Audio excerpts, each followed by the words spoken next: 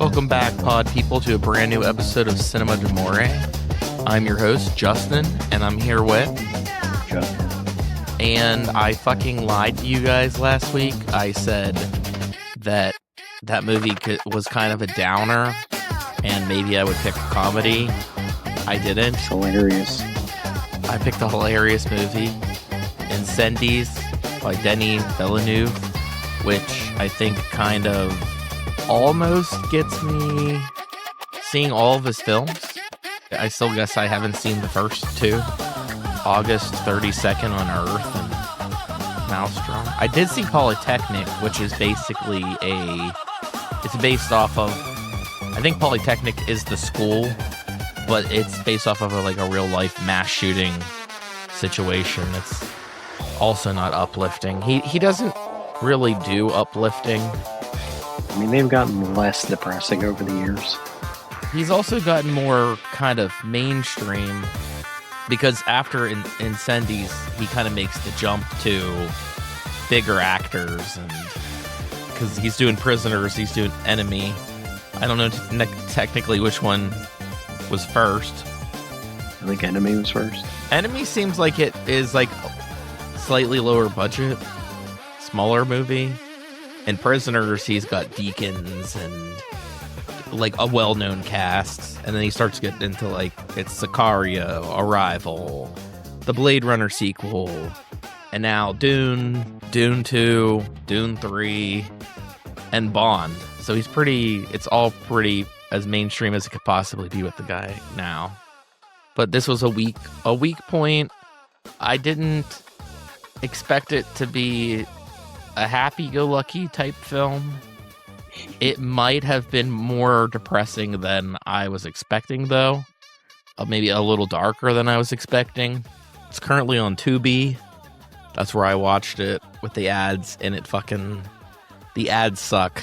I'm just sick of... They were in like this is a movie that's, the ads just feel, I mean, they always feel out of place when you're watching a movie that shouldn't have ads in it, but this one was like particularly like the darkest, most depressing things imaginable, that it's like, come on down for the Memorial Day sale at C. Harper. I think I'm just fucking sick of ads in general, that I'm tired of them. We get ads all the time, nonstop. You even get ads for when you pay for stuff. Yeah. They still give you ads. Yeah, you pay, you shouldn't be getting ads, and then they're like, there's a premium service, or like, give us all the ads up front or something. Like, I mean, they know we're probably they're gonna walk away and they're not really gonna to watch the ads, but you know, if they're in the middle of Incendies during this crazy ass scene, they're gonna stay put for 6 minutes before comes up. There's a Blu-ray release of it. I guess I could have done that. I've been hearing about it for some time, and it was just kind of on a whim that I just wanted to do something that I hadn't seen, because I think the next couple movies I choose are going to be movies I have seen. I'm just going to make you see them. That's kind of that's where I'm going with that. Incendies is obviously French, and then some sort of Arabic, because it takes place specific there. What's that? Said real specific there. Well, what would the language be? I don't know what it is. Lebanese?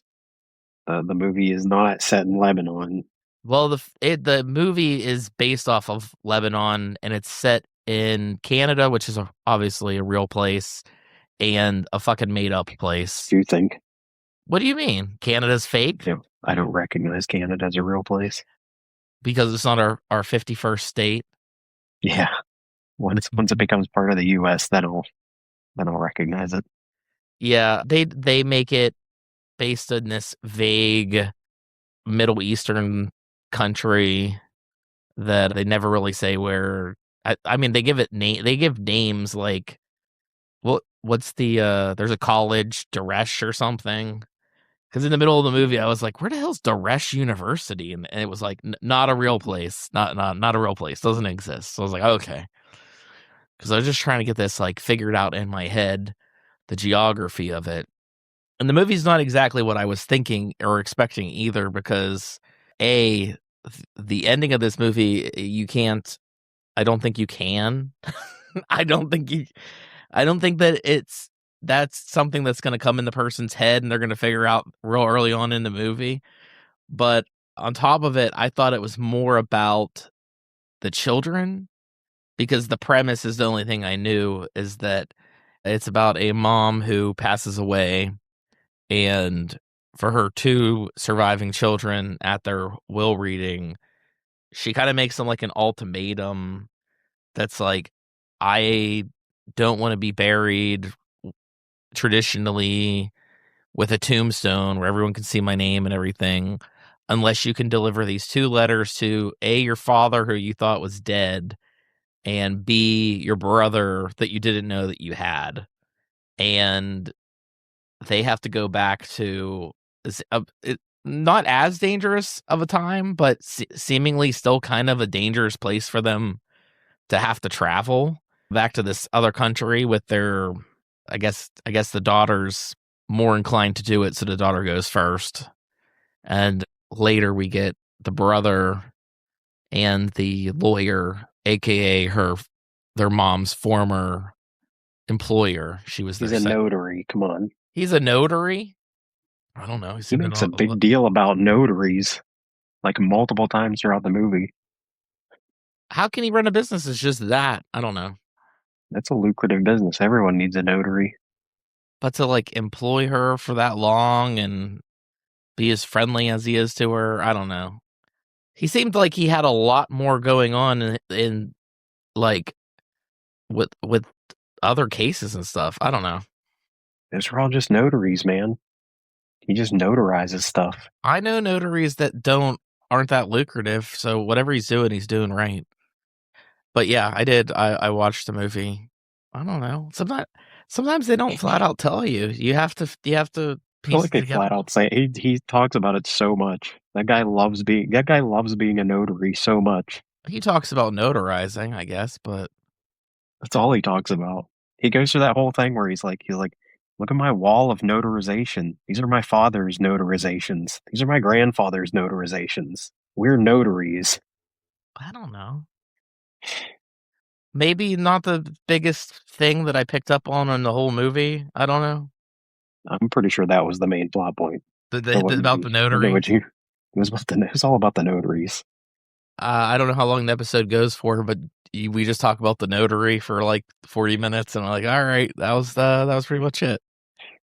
I mean, still odd relationship that he too is willing to travel to said Middle Eastern country, and his weird connections and stuff, who have their own connections. Well, she gets her one connection from like the professor at her college, and he's like, I got a guy I can have you meet with. And as soon as she gets there, it's like, what? That guy told you to come see me? I don't know anything about these people. Why'd he send you to see me? It's like immediately a failure. Yeah, I guess the two things I weren't expecting is it kind of is a detective story, the way that they have to gain information and talk to the right people and find the right people. And then I don't think I was expecting so much with the mother, because as you know, this movie likes to show us a lot of stuff that's going on with the mother in the past. So we're piecing things together, and we're almost, I mean, we're with the mom more than we are with them in the present day. You know, we go back as far as, I think 1970 is the oldest that we go, where we see her that she's pregnant, and the love of her life, who got her pregnant, is murdered by her family.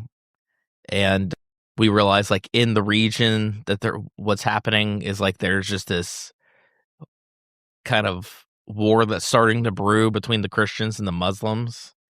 And she is a Christian and her man wasn't. And I don't know. The Christians are very violent in this movie. That's that. I'll put that out there. So if you don't have a strong stomach for violence, then maybe don't watch it. But you know me, I'm always going to recommend it.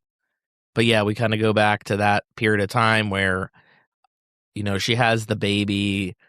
the mom's like, I fucking hate you, but let's okay, we'll help you give birth, and then we're gonna give this child up for adoption. She right after the birth, or when her mom walks in and the birth has already happened, takes the baby, gives the baby these like weird tattoos on the baby's feet, which we recognize from like the beginning opening shot of all these kids getting their head shaved. And what we find out is that they've been like taken over by the like Islamic regime military. Like they're going to take them in and kind of make them into soldiers.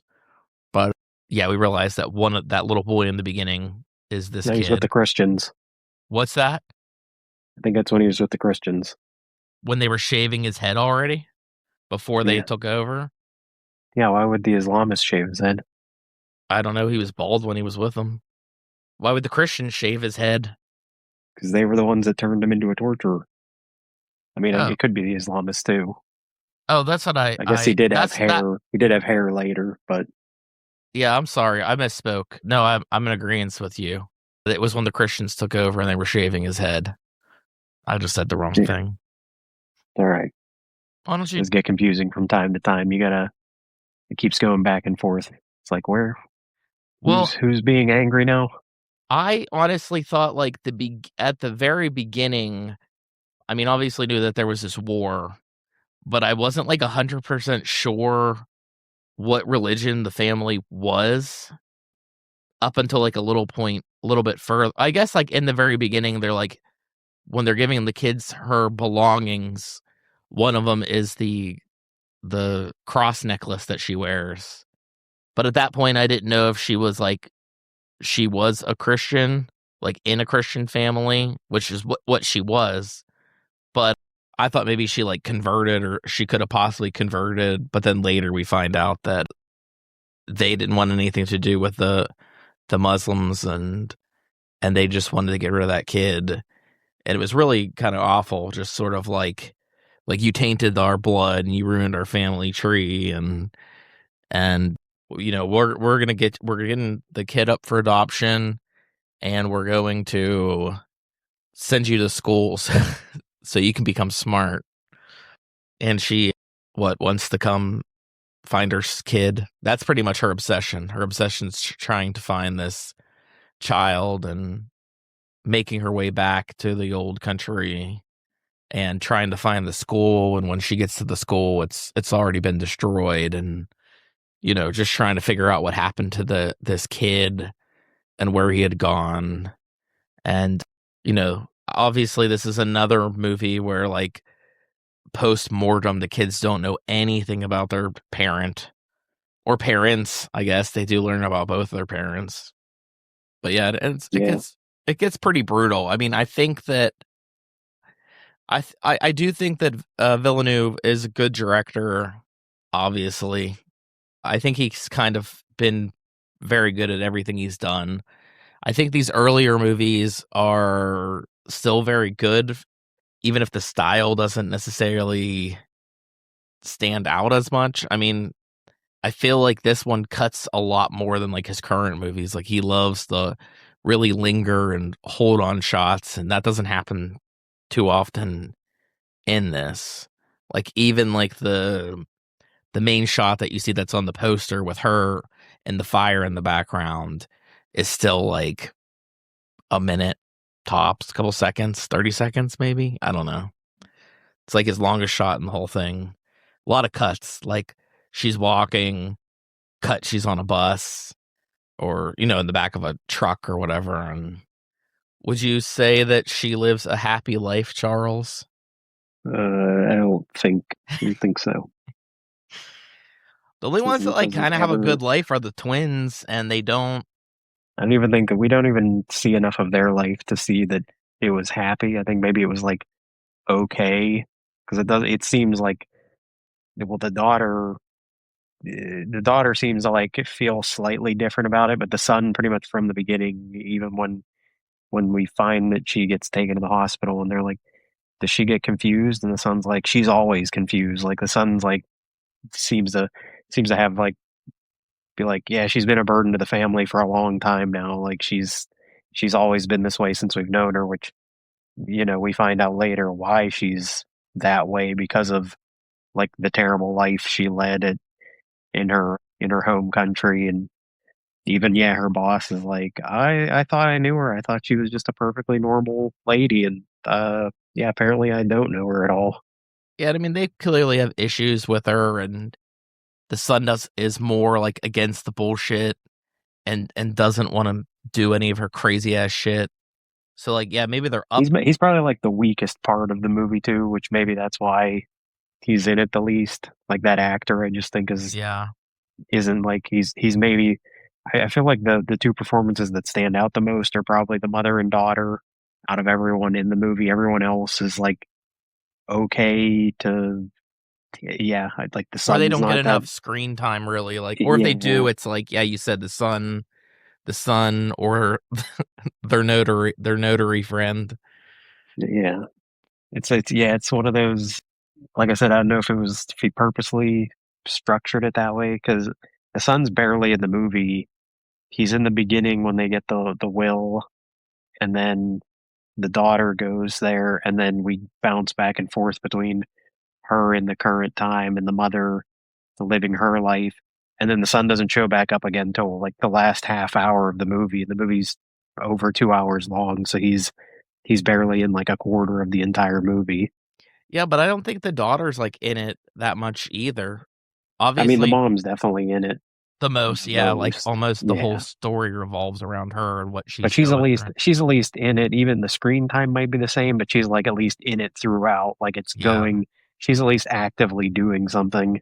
And he only pops up when like he's the most needed, where she kind of gets to a point where she can't go any further. And the notary back in Canada, the notary's like, your sister's been there for a while. She might be missing, and we should go look for her. And when they get there and they make their contacts, the guy's like, your sister's fine. She's literally the easiest person for me to find right now.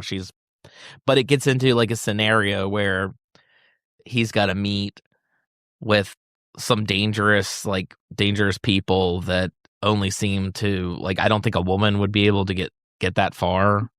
Like Yeah, it had to be the brother. And even though it was like an ex warlord that he had to meet up with, like it seems super sketchy. Like, we're going to go to a poor town. We're going to stand out. This guy's going to come to us. And them coming to him was basically like, we're going to blindfold you mafia style, or, and take you to some place that you don't know to see if you want to talk to this guy. And yeah. Do like the plan is just show up there, walk around until someone invites you to tea, and it's just they're just like walking around in circles, just be like, I don't know. I hope someone asks us for tea soon. yeah. And I mean, the tea scene we see earlier too with the daughter, she comes across like she goes to the old village that her mom's from and finds all these women, and they invite her in for tea. I guess that just happens a lot with the strangers. They're like, who's that Mhm. person? I don't know. Let's invite them in for tea. Let's get some gossip and figure out their story. And I might mix up the timeline a little bit, but when she brings up who her mother is, and they're all like, fuck that, fuck her. It's like, what the hell could she possibly have done besides, I think at that point we only knew that she had that kid, but it's like, no, she's done a awful lot of shit, which, I mean, She may or may not have assassinated a guy. she may have, she may or may not have assassinated somebody that they loved. And yeah, I mean, and I don't, also, like, we do get her backstory, or leading up to the moment of can't find, don't know where my kid is, taking the bus ride, I'm assuming back out of the country, when we get to like the one of the most horrific scenes in the whole damn thing, which is the Christians have basically taken over the bus. They're like, she wakes up, they're arguing with the bus driver, immediately take the guy out. immediately shoot up the bus. There's only like a few people that seem to have survived in there, like of the full bus. And it just sort of becomes like this, just like a terrible scenario, like a horror scenario. Like this would be a horror movie. This could be a horror movie, this whole bus scene.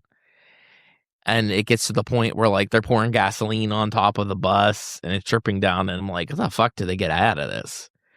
Which she uses her Christianity to get out of it, which is like, obviously, hopefully anyone that's listening have seen the movie, but when I say uses her Christianity, it's not like she uses her faith. It's like, it's just sort of like a last reaction to be like, I got the cross. Maybe that's my last resort of possibly getting out. And they do let her go. And there's another woman with her kid. And she's like, that's my daughter. And the kid's immediately like, that's not my mom. Like she's arguing it, but like, yeah, they kill everybody. And that kid runs back to her mom and gets like blown away too. So, and they leave her in the desert with the burning bus. And she just fucking had it with these people. And I mean, I don't know how much time passes, but she gets an opportunity to more or less assassinate the leader of this like Christian movement that's happening there. And she takes it. And like you said, we don't know if she did kill the guy or not. I don't know if they ever really talk about it, but I know that she's in the prison for, they said, I 13 looked up years. the real life story because I did Google it, and she did not, like the character that this is based off of did not. So I think that might be why they kind of leave it up to, like, I don't know, maybe this version did succeed because like Yeah. the person that it's based off of, they failed in their attempt. They like just shot him in the shoulder, and the guy did survive. Also, I was feeling like they don't really say why, like, they don't really say like her sentence was 13 years. It almost sounds like that facility ends 13 years after she's there. So like maybe there's a new regime or something and they let her go. Probably. They just like freed everybody that was in there. Yeah, because I'm Probably like, if the you assassinated like one of the biggest political people in the area and you only got like 13 years, it seems kind of like nothing. there's yeah there and I do like the way there are like the parallels between the mother's story and like the daughter going there, and it's like all these terrible things that happen, and like when they go to the prison, I don't know, like almost like she's expecting more, but it's been empty, and it's more or less like a tourist thing. Like the guy that's like showing her around, like, you want to get in the cell? I'll take a picture of you. Mm-hmm. Because he's like offering that, and it's like I don't think she wants a picture in the cell where like her mother was. And there's always like one other person where like the guy that worked there was the janitor and he's like, I know bad shit happened there.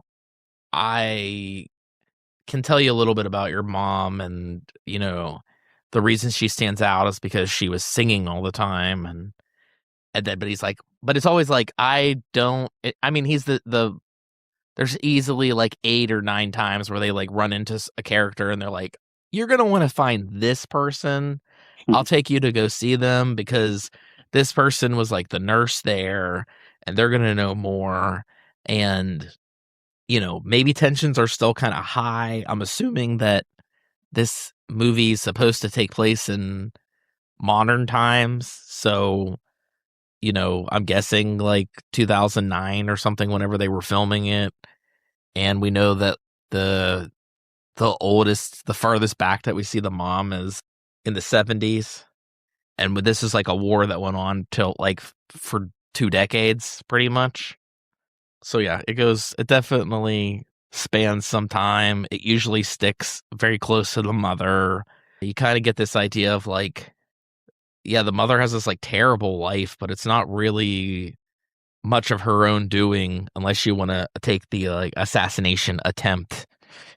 That was definitely her decision to make. And I don't even know how much time passed, between then because these kids, we find out that the kids are born during this time. I would assume they're in like their mid 20s. Yeah, so this had to be It should be like if it's like 2009 and they're in like their mid 20s, then they were probably born in like mid 80s. yeah. Yeah, I guess that would line up. And I think that was the only time when like oh well, us as the audience, we knew that she already had a kid. And when they were talking about, when the kids discover that the mom was brutally raped by her torturer, she had a torturer, and she got pregnant. They were like, "Oh, that's where our brother came from." And that's like probably one of Yeah. the few times where the audience is like, "No, this is where you guys came from." Because even like they have like the birth scene, and they always do it with twins. They're like, "Are you ready for the second one?" Second one, like that's always how twins are in movies. It's the trope that's always going to stay there. Yeah, we see the torturer for a little bit.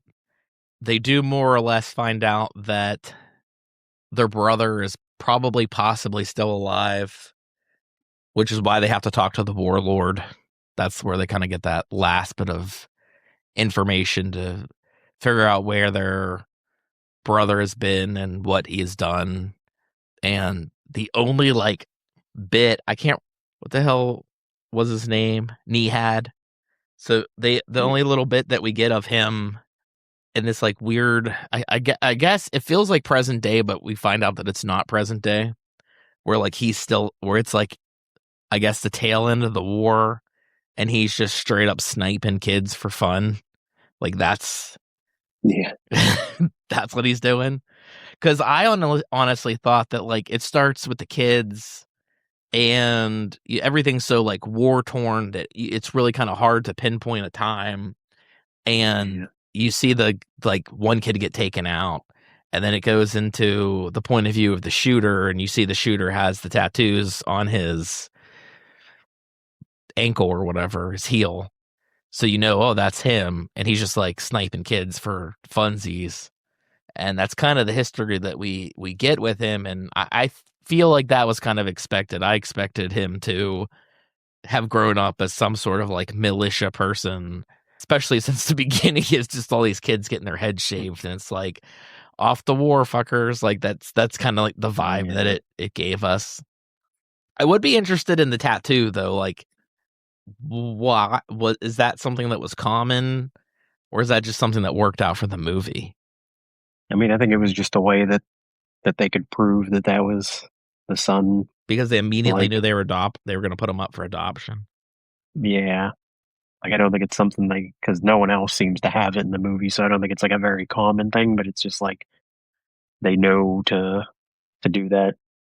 Yeah, and I mean, you could tell it was going to be important right off the bat. I didn't necessarily think it was a tattoo when they showed it in the opening scene. I thought it was like going to be like a weird birthmark, yeah, or some like injury or something like that.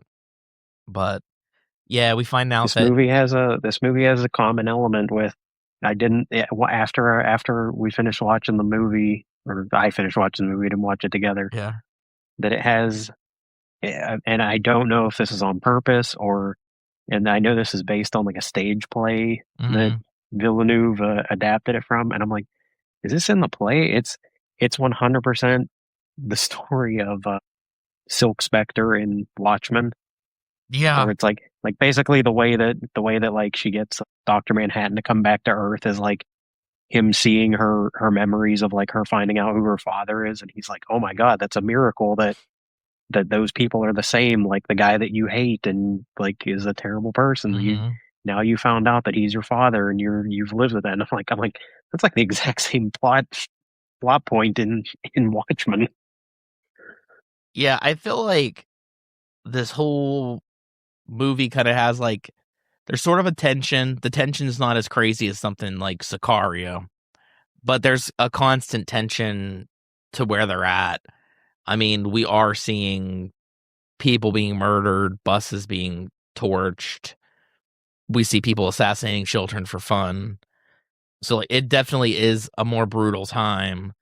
They seem to be kind of like in the modern times at least not as nervous about the area.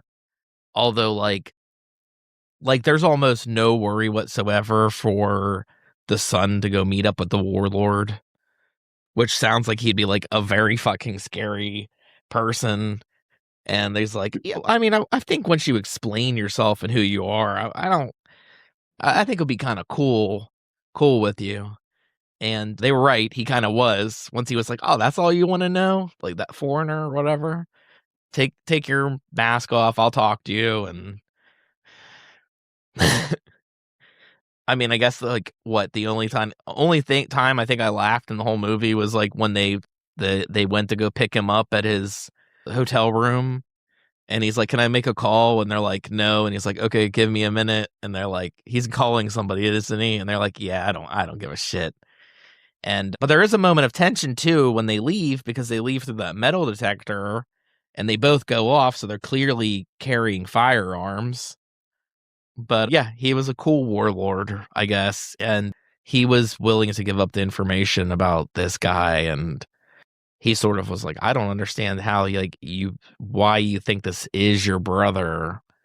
And I think his name's Simon's the brother's son. He's like, listen, Jihad? What are you talking about? her actual son, who's talking to The twin? the twin, Yeah. the male twin, where he's like trying to convince the warlords, like, how do you know that? Why do you think this is your brother? And he's like, we just have some guys, and like, it has to be. He was the only one. They explained the math to me. He was the only person that had been put in that facility at that time. So this would have to be his name. And so yeah, they reveal that. But then the scene where like he's back with his sister and they're kind of putting everything together, and it's just sort of like, I think he's like, what if 1 + 1 = 1? And I honestly for a second was like, what the fuck does that even mean? And she like gasps, and we find out that I get the big reveal is that their father is their brother. And I kind of like the scene that plays out where like we've seen the mother at this pool, like swimming around with her daughter and everything. And so we know that this person's alive, and they're in, of all places, Canada. And I really did like, they have like this great reveal where she's like all depressed and crazy, and she's swimming and she sees those marks on the feet. So she's like kind of like excited, I think, for like a moment where she's like, I found him. And then she immediately realizes who he is, that she's her rapist, and he doesn't recognize her at all. And so we get the scene where like they find the guy, they give him the envelopes, they don't really say much, and they take off. It's almost like a you got served type situation where the guy's like, I have no idea what you're giving me. And I mean, he does seem like I don't even know, not afraid or nervous, but it is almost like he's basically like he's been expecting someone to like find him this whole time. Like he's definitely nervous about it, not necessarily scared of them, but he is kind of like, why are people yeah, showing up to my house with things? I mean, he's more or less a war criminal. So, Yeah. but yeah, he gets the 2 letters, and the first one he opens up to the father, and she basically is calling him out for being a piece of shit, and all the like, you fucking ruined my life type situation. And then the son one, like for her son, that envelope is the one that's like, you gave me the motivation to go on in life, and I'm so happy, and I loved you so much. And yeah, so this movie is a very bleak film. I kind of underestimated the bleakness of it. I didn't see that twist coming. I honestly, obviously became more invested the more that we got of the backstory of the mom as it went along, because I feel like even though the kids were like, or at least the son of the twins was like throwing up his hands and was like, I'm not doing this shit. This is so stupid. I would have been like, I don't know. We're never, I'd have been like, we're never going to find these people. I don't know how to search for these people. So just let her get buried in a nameless grave upside on her stomach like she wants. But I did think it was a good movie and I would recommend it. But I mean, at this point too, I really hope that you, as a listener, aren't listening to this without having watched the movie already. I would probably recommend. I saw that there is a Blu-ray. Just buying the Blu-ray or waiting for it to pop on like a streaming service where you don't have to wait for the ads, like we said. But no, I thought it was beautifully shot. I thought the acting in it with the mother was great, and nothing seemed really out of place with the daughter. The son was all right, but like you said, he was underused, or the notary maybe overused. You can never have too much notary. Yeah, I need to He, learn he more talks about how important it is. It's like if we wouldn't be fighting over all this land if all those guys back in the day just had a notary to sign off on their deeds. I think that's more wishful thinking, or more positive thinking. Maybe more positive than it actually would be. Yeah, I don't know 100% all what it was based off of that was reality. Obviously, the assassination attempt and that prison. I don't know if anything else like the bus was a specific thing that happened. I almost feel like it would have been. Yeah, it's 100% a play, not a. I thought maybe there had happened to be like a novel too. Nope. Then he just goes to the theater and is just like, yep, making that a movie. Yeah, I wonder how that happens. I see that it was adapted at least twice. There's another movie. I wonder if it's more uplifting. Probably not. It's the happy version of the story. But I mean, also like somebody saw this. This has to be the movie that like they gave him the prisoner's money. Yeah. I don't really I mean, even like Enemy, unless Enemy was out, and I mean, I know that it was released the same year as Prisoners, but maybe like Enemy was made and they weren't able Might to have worked on it fully. first, yeah. Yeah, so maybe like a select few of people saw it. But yeah, I mean, good for him for breaking out. I do think that he is one of the better directors out there. Like almost every single thing I think that he's done has been very good. At least direction wise. I don't really know how much he's been producing. I think the real test is going to be Dune 3 because it's based off of an insane book, and I just kind of want to see what he does. Because even his first two Dune movies, he does take out a little bit of the crazy. Like he tones it down a hair, and then there's a lot of weird shit in the next book. So is he just go wild? I feel like it's got to be like somewhere in between, and then we'll get more of them. Yeah, we'll end up getting more Dunes, but they'll be recast in a cheaper budget or just on TV. Or so. Like they'll definitely continue it on past Messiah, pretty sure, but not to the same quality. And yeah, Incendies is a translation, French translation that means scorched, which I guess could, obviously be an analogy for what happened to Noel, our mother character. If I'm saying that right, Noel. Sounds right. But yeah, I mean that pretty much covers it. Chuck, would you recommend it to people? I would. Would you Might be one recommend of it? those movies you only watch once, but I probably would end up watching it again. I did see something that somebody was like, I saw this movie years ago and loved it, and I forgot what happened.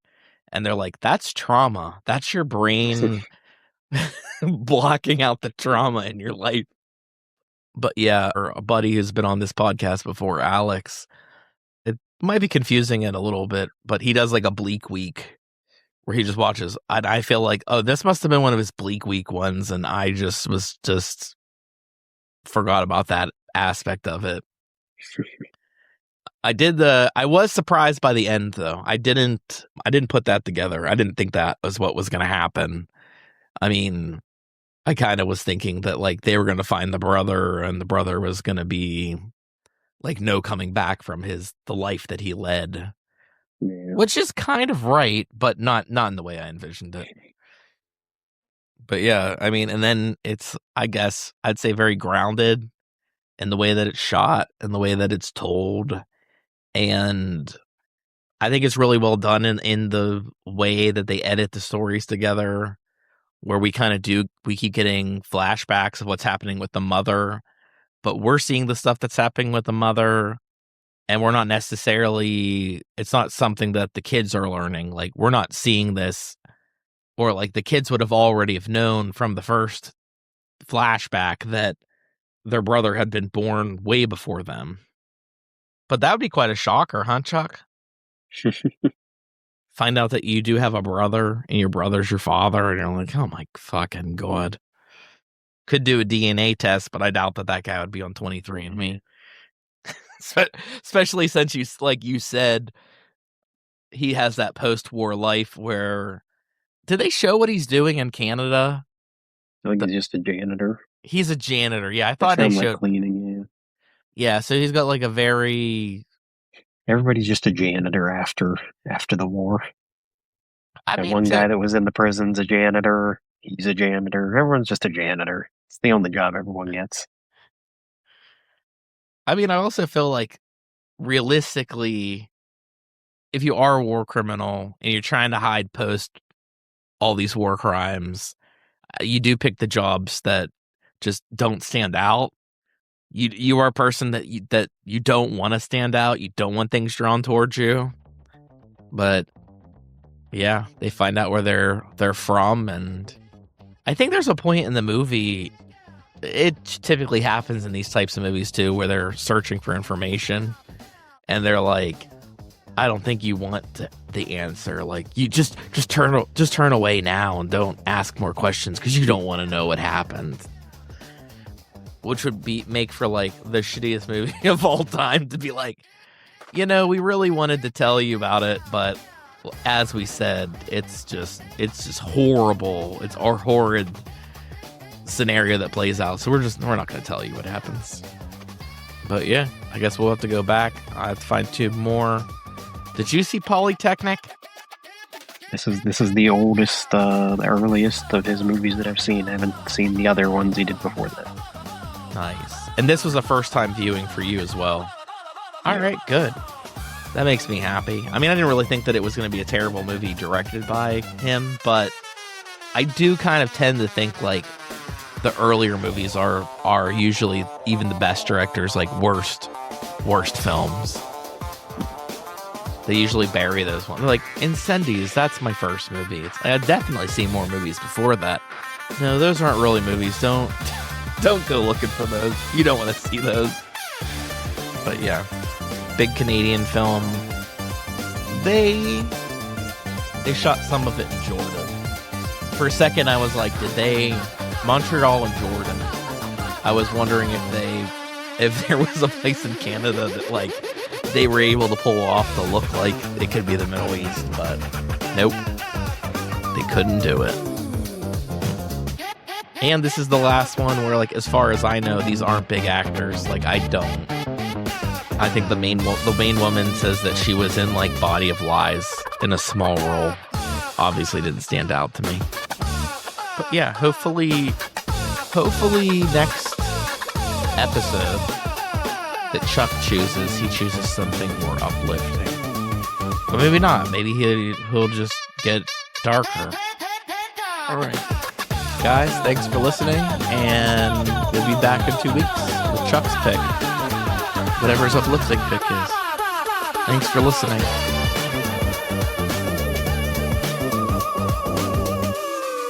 This is Cinema d'Amore. Follow on Facebook, Instagram, and Blue Sky for upcoming episodes. Listen on Apple Podcasts, Spotify, Amazon Music, Audible, Pandora, iHeartRadio, and wherever podcasts are heard. Subscribe, rate, review, and above all else, thank you